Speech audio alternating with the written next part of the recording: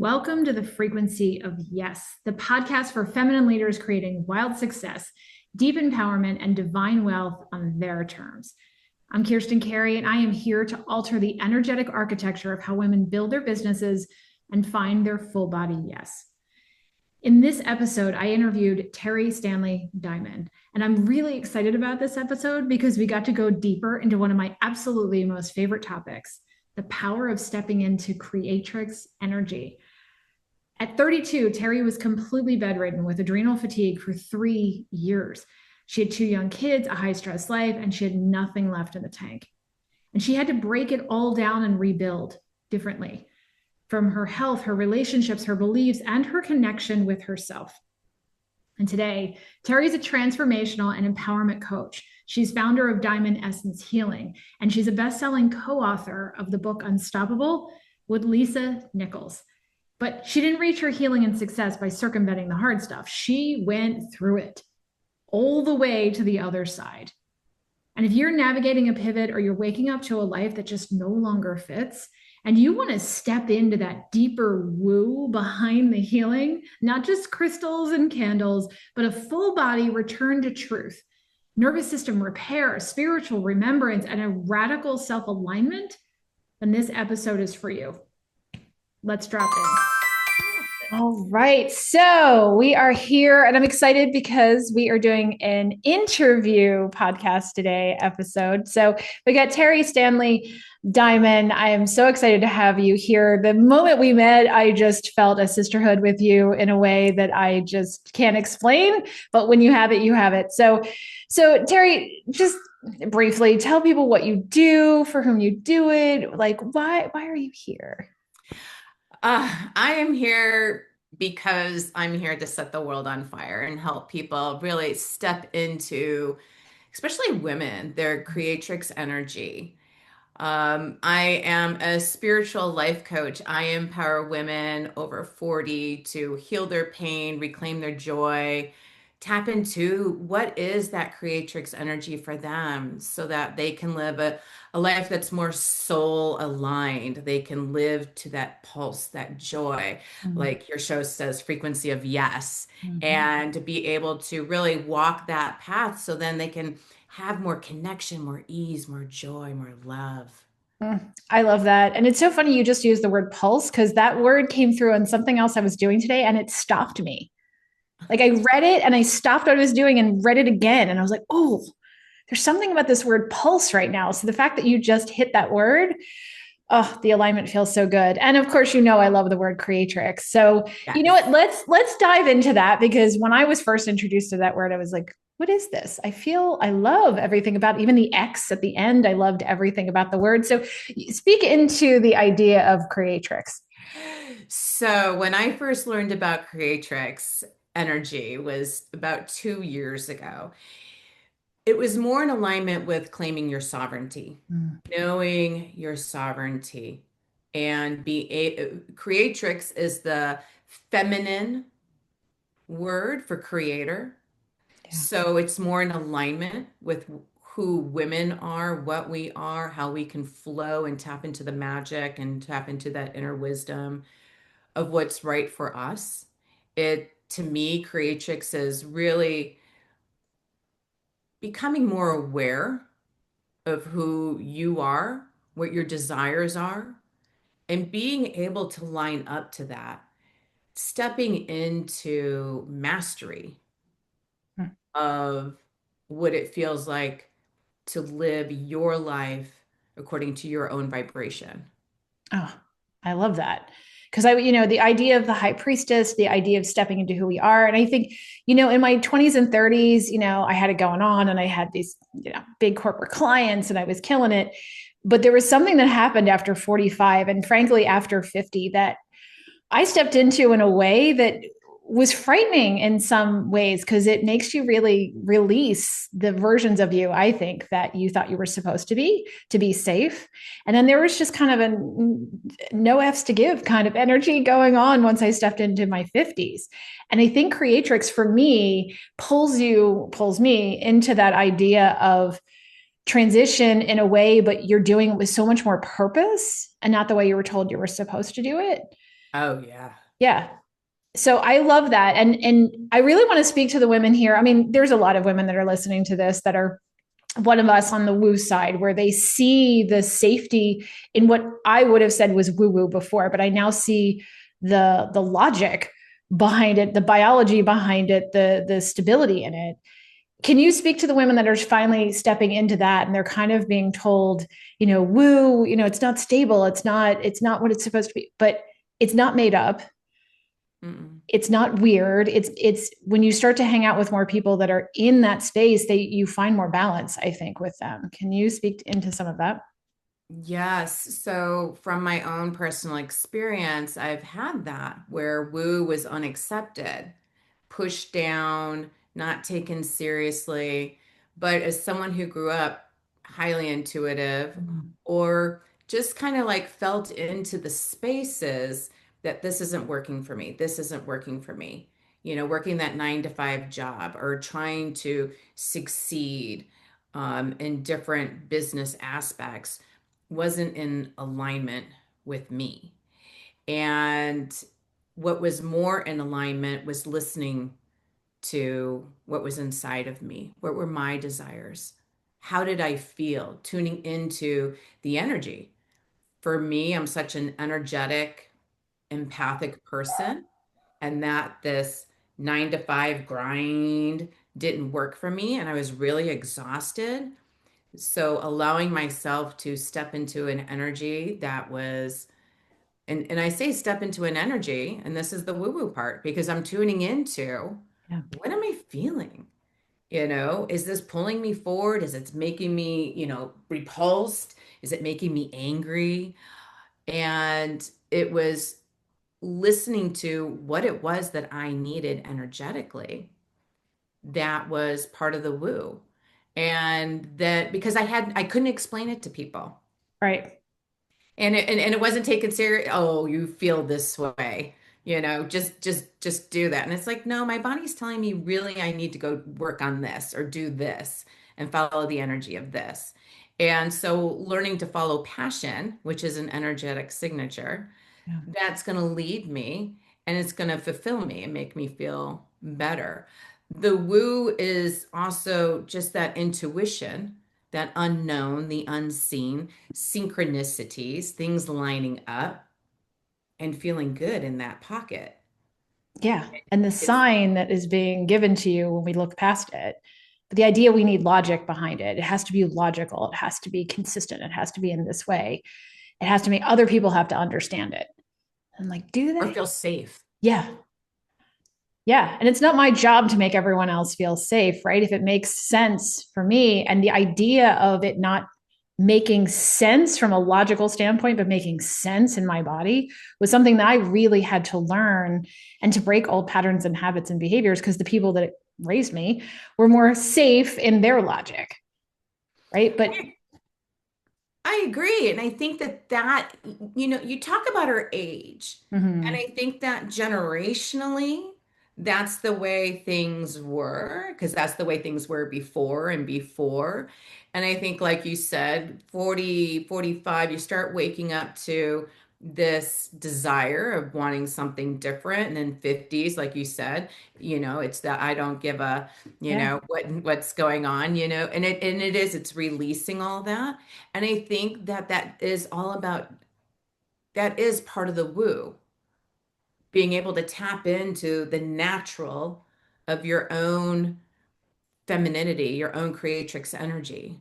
What is your vibration? What is your alignment towards life? What are you here for? And I think that that pull, that mystery of the pool is that what we're calling woo in yeah. a different way. Yeah, and I think people dismiss a lot of this, but there's ways to measure frequency and energy, and there's ways to measure how we feel. And there's an actual pull from the moon. There's a reason it impacts the tides. It has an impact on our cycles, even when we're no longer getting our periods. There's so much to it, that there's science backing it, and there's measurability to it. And when people start to understand that, they start to lean in a little bit more, because it feels a little bit more safe. But what I found with clients that I've worked with, and with myself, and just other people that are business owners, especially women, is when we start to trust that feeling, that knowing, things go so much more smoothly and we don't feel like we're grinding, even when we're working more hours sometimes. The Mhm. grind isn't there, which is different because we have more sustainable energy when we're in that flow. So when you're working with your clients, you're working more with business owners, with women. Who are you specifically working with? I am working specifically with women. Some have been business owners, some work for other people, some are housewives, some just hold part-time jobs. What are they looking for? Understanding, Mm, understanding, connection. A lot of them look to heal their past. They see their patterns and how it's getting in their way. And this is where life becomes very choppy, or they feel like they're being blocked. There must be something wrong with me. All of a sudden, they're having what I call states of dis-ease, where our body starts showing symptoms of things that are occurring. And this is an opportunity to pivot, to change, take a look at what's going on. Why yeah, isn't it's a this working sign. anymore? Well, that's how I ended up as a natural health practitioner. I was in marketing sales for 15 years, and then I ended up with autoimmune conditions, Mm. which dragged me. Because I did not go out on Halloween dressed as a nutritionist or anything. Like that wasn't who I thought I was going to be. But I got dragged into becoming a natural health practitioner, and thousands of hours of education and all of it to help other women reverse autoimmune, because my body was what was showing up saying something's not right because you're so detached from your body. And I think a lot of us do that, especially women. We would detach from how we feel physically because it's safer. Or we had some sort of trauma, whether it was abuse, sexual abuse, whatever the abuse was, right? Yeah. I hear you, sister. So you're like, yes. Yes. I ask a woman, and there has been some level of physical discomfort. We'll just call it that, Yeah. where we didn't feel safe within our own bodies or didn't feel we had the opportunity to protect ourselves. And I think that's when we start to learn how to disassociate or disconnect from what our physical body is telling us, but it's still speaking. So do you see that with the people you work with too? I I do. The biggest thing that I see is that not only in myself, but also in my clients and a lot of people that I do know, that the more we've denied ourselves Mm. to become something that the world or other people want us to be accepted, the more we come up with these autoimmune issues or problems. I mean, I had adrenal exhaustion and was in bed for 3 years. That was my pivot. What got me here and how do I stay out of it? And I see a lot of people who do the same thing where they put on the masks. They're trying to be, they're trying to live up to that expectation of what it means to be approved, successful. Community is such a big thing. Women want to be included. Mm. We're so much more community driven. Yeah. Yeah. So yes, I have seen it break people. And that is, and it's beautiful. Like for me to see the beauty in that, I know from a soul level that I'm on the wrong path. Yeah. That it's time to start living more in alignment to my truth, to what does Teri want? What does Teri need? What's going to fill my heart? What's going to help me give back to the world instead of just give, give, give, give, give? I mean, I have to be me, fill my Yeah. cup, and then I have something to offer. So And what do it's you far tell more women that are in powerful. that space? Because it's so hard. You can see it intellectually a lot of the times, but the idea of dropping back into self, that can be really hard, or they don't know how. I know I didn't know how. That was half of my struggle was, well, how do I do that? Because I was in that logic. Give me the linear answer. Step one is this, step two is this, which, there's no official linear step process. You're right. There isn't, but there's commonalities. Mhm. And I would have to say, learning to trust yourself, because a lot of us, or a lot of my clients, don't. They trust what everybody else has said. And being wrong or having mistakes had consequences that they didn't care for. that they didn't like.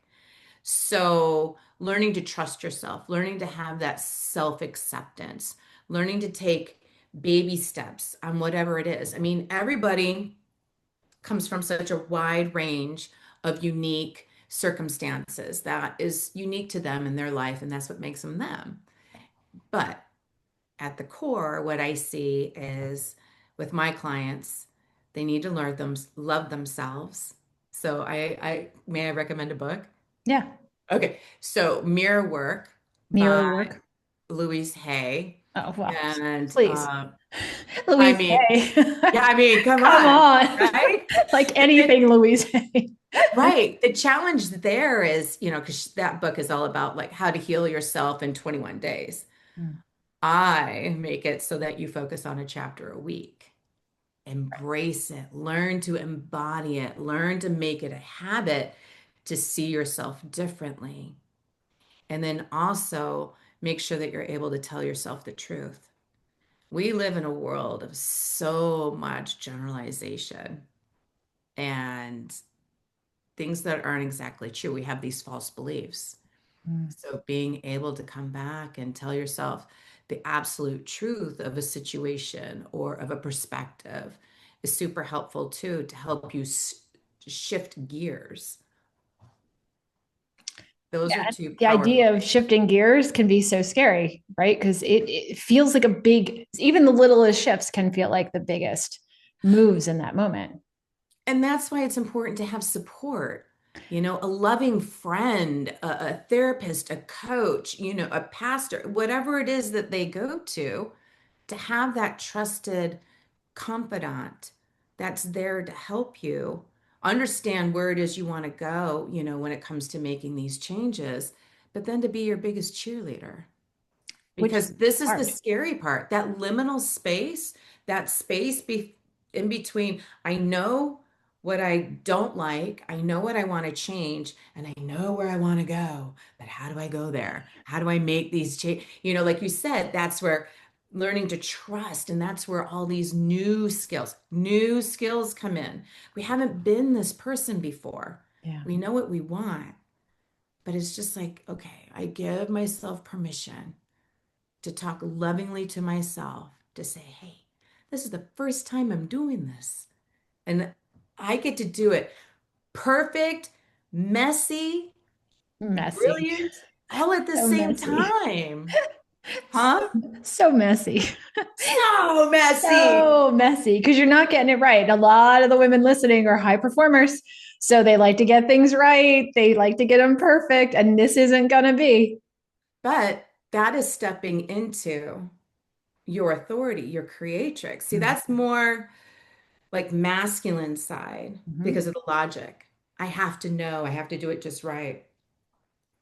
Women, our energy says, let me go this way. How does that feel? Hmm, not quite right. Let's go over here. It allows us to play. And that's what being messy is. And that's something I feel it's missing from what we were taught as kids, to 100%. be messy, to take a chance. What did you learn? It's not a mistake. It's an experience. Huh? Did it work? What would you do different next time? Is to give ourselves more grace. Yeah. And when we try and get it right, because I mean, that's essentially how most of us were raised. That's how schools typically work. You're Oh, either yeah. right or you're wrong. There's no grace to be messy in between, or there is, but it's only in kindergarten, right? After that, you got to shape up and get it right and do your tests and get all the things and do it the way the teacher taught you exactly. And there's a lot to be said around that. But the idea of support and getting, I don't want to say the word right because that's not what I'm looking for, getting the kind of support that helps to normalize where you're going Exactly. and changing, unfortunately, some of the people that are around you. And I, not unfortunately, fortunately, actually, in your bigger sense of who you are. But there are some people who are with you now who aren't going to be able to take the journey with you to the next step. And that's okay. That doesn't mean you have to blow up your whole life. No. The idea of there are some people out there that are already in the space you want to be in or have normalized what that space looks like. Let's get more of those people around Let's us. let's normalize something else too. Everybody has a part to play in your life. And some parts they got you to where you needed to be. Mhm. Sometimes it's to this place of pivot, to that place of choosing, being able to see what else might be possible. They did their job. They got you there. Like a ferry takes you to the other side. Yeah. Now it's your job to get off the boat, and now someone else is going to take you further. So it isn't that we're going to be alone.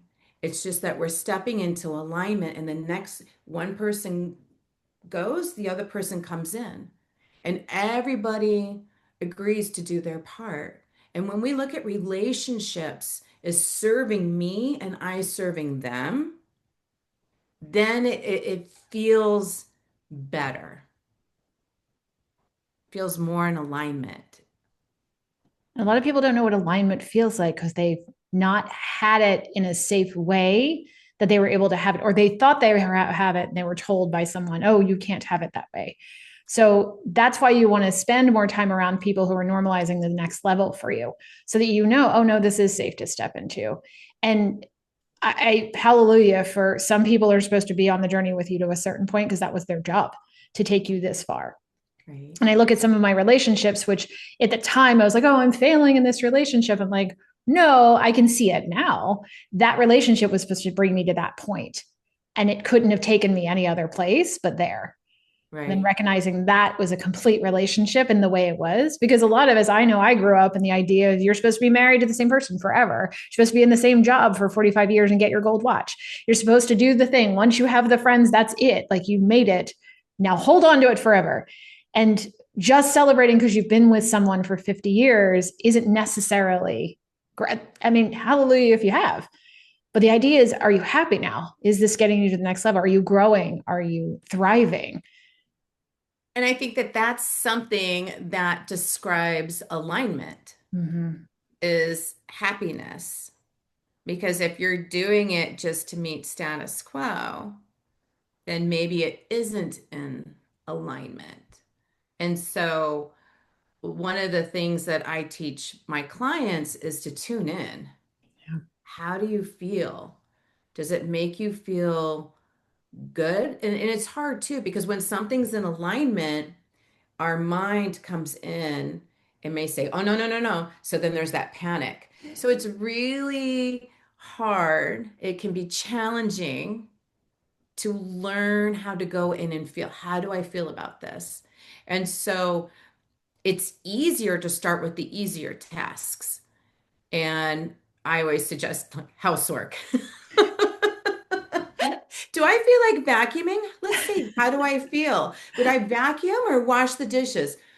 I'll vacuum, or maybe I'll play in the water, you know. And so that's an easy way to start learning to see how alignment feels to you with the simplest tasks. So start with housework. Just I for would say I don't feel example. like doing any of it ever. No, but there are moments where I'm like motivated to clean something, or I really feel like doing something, and you start to lean into that, not just because you're supposed to, right? That's So alignment. hallelujah, I love that you just said that.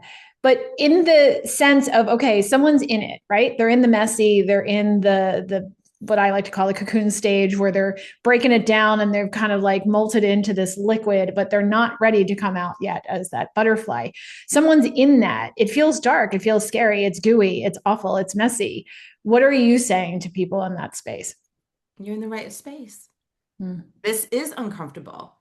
This is goo. You have literally just taken everything that you've known, deconstructed it, and you haven't even begun to build yet. There's so many possibilities, so many options. Be curious, explore. Nothing is etched in stone, nothing is permanent. Everything is just information. And this is the grace of the creatrix. This is the grace of being in your sovereignty, is that you are allowed to play. You're allowed to be curious. What works for me? We know that things don't always work the same way every single time. Yeah. So then it's playing. It's being able to play and have fun. And I know for me personally, I wasn't raised to do No, that. me neither. It was something that I had to learn on my own, was to have a little bit more fun, have a lot more trust and faith that no matter what, things are always working out. And that's a big one.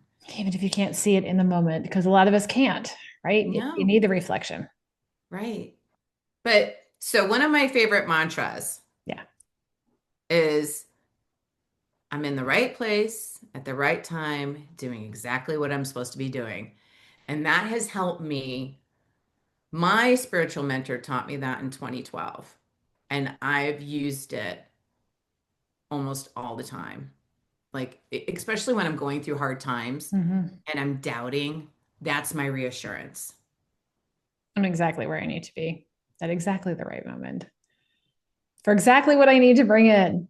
Exactly. Yeah. And Yeah. that fills me with peace. So, Whenever I'm in a space or my clients are in a space where they're in it and then they're fighting against it and the resistance comes up, I turn around and I say, well, how is this serving you? And they don't like that sometimes. How could the husband be cheating on me be serving me? How could my business that feels like it's falling apart right now be serving me? How could I lose my biggest client not be serving me? And I'm like, how does it serve you? see, yes. And I have a way of taking that a step further. Yeah. Going into the woo. Bring Okay. it. So, at a soul level, Mm-hmm. we all had these beautiful ideas of what it was going to be like to come down to earth. What things did we want to learn when we came down here? And we've had contracts with other people. Oh, I'm going to be the best antagonist ever. I'm going to, I'm going to do this and that and that and that. So, one thing I had to learn that was very painful for me, but once I learned to accept it, it was easier. That I came into agreement with all of those people in my life, that I wasn't a victim. Now, I had to do a lot of healing to get to that part, but I finally did. And I got to the part and I realized, okay, as a soul, it was never my intention to be hurt. That's an earthly thing. Right.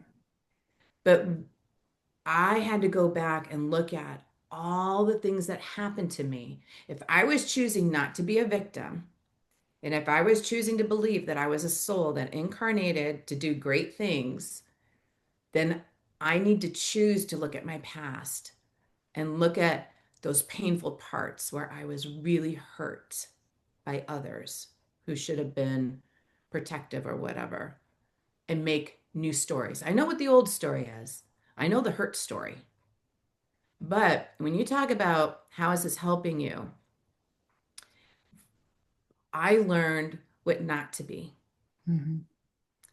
I learned to be independent, self-sufficient to a fault, but now I can see it Right. got me to where Pendulum swung a little too far. it got me to Right. where I am today. But but it made me strong and courageous and resilient.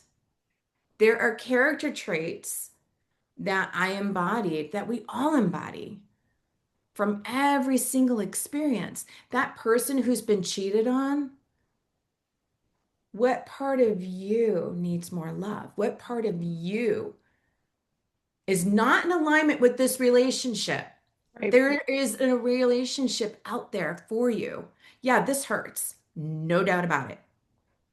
But it's not what you deserve when you look at you're this sovereign being here to experience love, give love.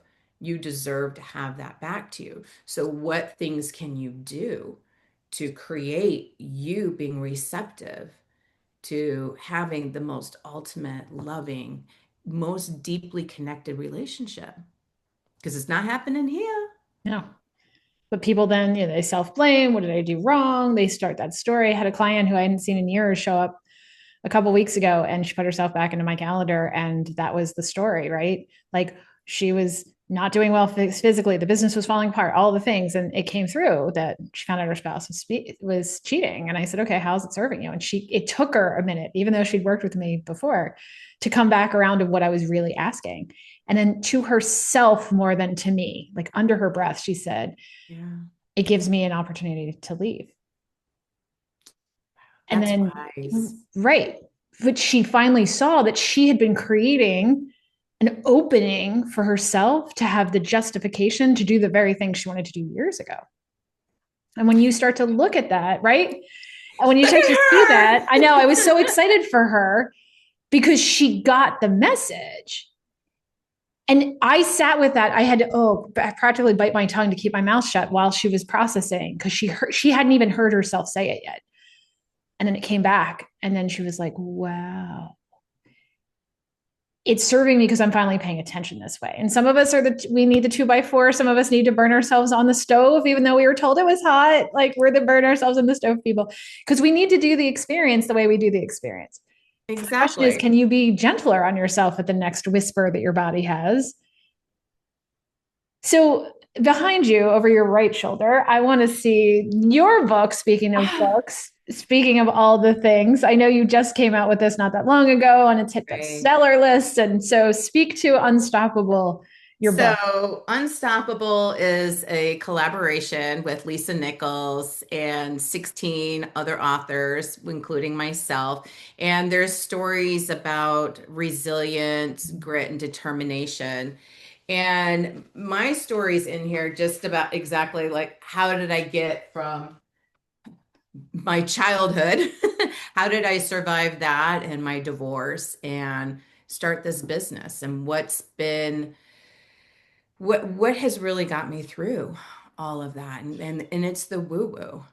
It was answering my call, being the blessing to myself, answering my own prayer, realizing that I was the answer to my own prayer. And having, it's challenging my whole life to believe in yourself and have nobody else understand you, but yet still feel like I got to keep going. I got to keep going. I mean, there were days, I'm praying to God, like, you better help me change my life or you're going to be seeing me face to face. We're I getting there mean, talk sooner than about real later. talk. And it was super hard. And, but over time, I mean, I've been on a healing journey ever since I was in high school. So it's been a long time and I'm finally mastering, I'm finally getting it and enjoying it. And that's part of, I think, being in your 50s. Yeah. And I just want to be able to cut the time in half or Yeah. shorten it for all the other women because this feels really good. This Yeah. feels great. I've been longing for this. And if I can help in any way, tricks, tools, be your big mentor, cheerleader, whatever, then that's what I'm here. I'm here to help change this world so that we can impact on such a bigger, deeper level.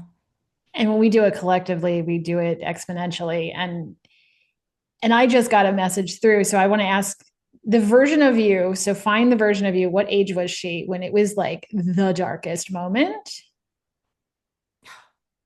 I've had multiple. The What's the one that darkest, stands out the most? the darkest moment. Just how old were you? Where were you? Because there's a question. Okay, let me see. Because there's so many that are just like popping in my head right now because I've had many, many dark times. As a child, I would have I would have to say some of the darkest, the one that's ringing true right now was when I was 10 years old and life had gotten really hard at home. And my stepfather was my main aggressor. Um, Life was tough. It was Christmas Eve and some things happened. And my mom told me that night. that he wasn't my real father. I was Oh, so you raised, didn't know to that point. I Okay. did not know. So it was both freeing and haunting at the same time because nothing changed.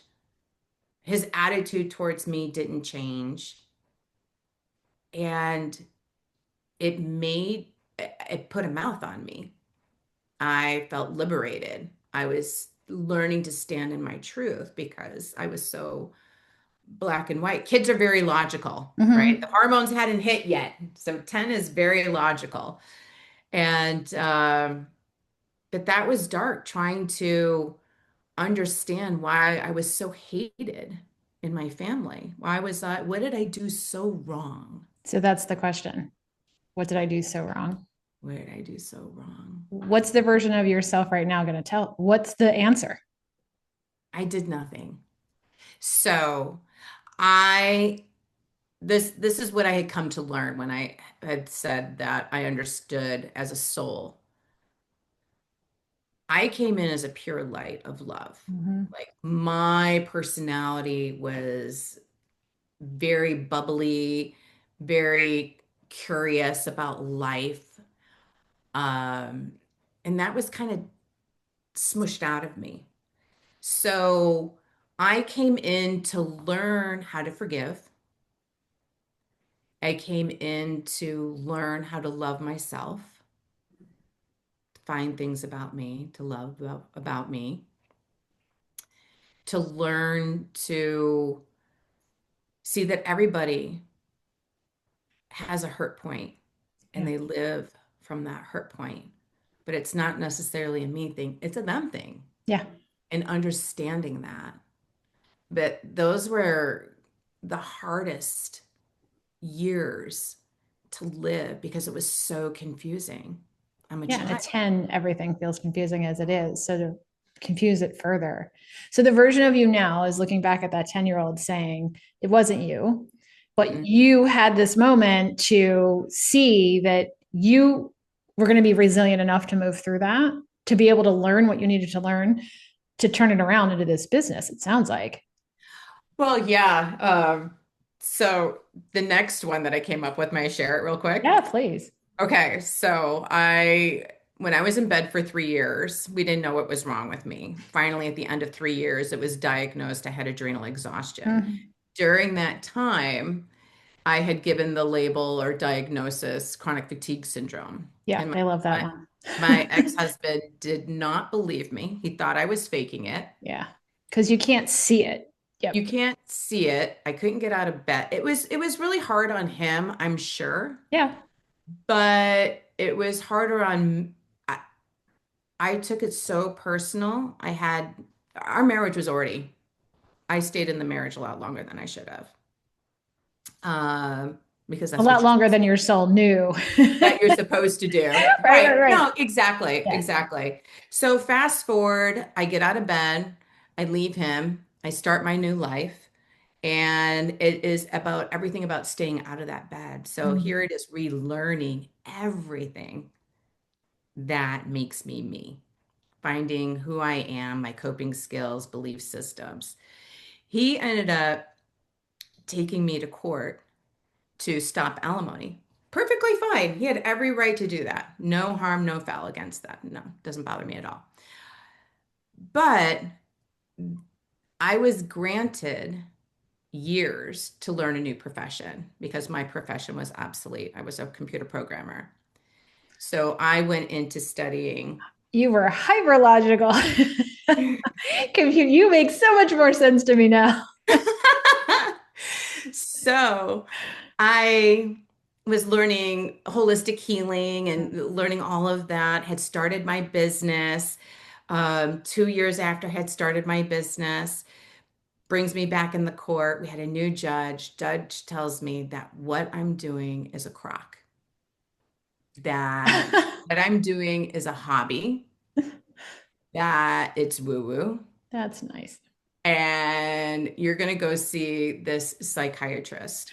Oh, And wow. He you're went going to take the down. Myers-Briggs test, and we're going to tell you what you should do. Wow. And I was so mad. Yeah. How dare you tell me what is okay with my body, my world, my life, what kind of business I'm supposed to do. Mm-mm. I have no So words. that tenacity lit me up big, big. What did the psychiatrist tell you were supposed to do? Well, and knowing what the test was, Yeah. I mean, because I was so passionate about helping people, I could not see me doing anything else. So I couldn't really answer anything on the test. It was all neutral Yeah. Yeah. because I was just like, You're this going is to a come right joke. in. This is Yeah. a You're going to joke. be the This is gray a joke. area of no one knows what to say to you. Right. And so he said, if you could do anything, what would you do? I go, I'm doing it. I'm, I got it. You told me I was crazy for it. And so then he said, okay, if you can't do this, then what would you do? I'm like, work with animals.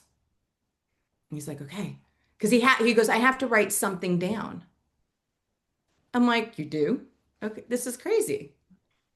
This is crazy to me. For people who are not involved in my life, fine, you don't want to pay alimony, great. Right. But who are you, Mr. Judge, He's a Mr. judge. Ex-husband, and his lawyer? Who are Wow. you guys to sit there and try to control what it is that I'm supposed to be doing in this world? Oh, it sounds like the universe wanted you to really step up at that point. Yes. Yeah. Like, come on, bring it. Come on, bring it. So those really helped me because I needed, it was hurtful and painful at the time, but I needed that push.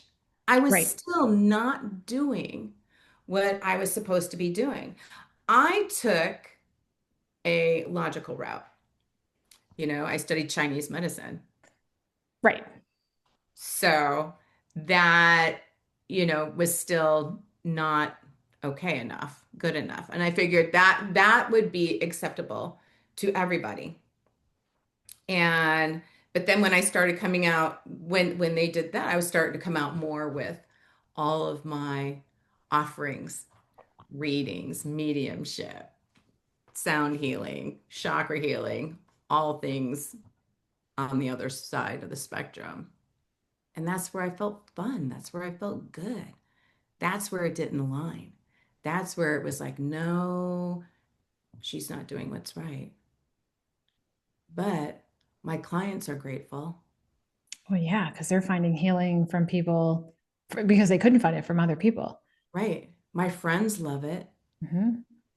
My husband loves it. My family thinks it's wonderful. And that's all that really matters, right? Like, Right. are you in the space where people get it? And clearly the judge didn't get it.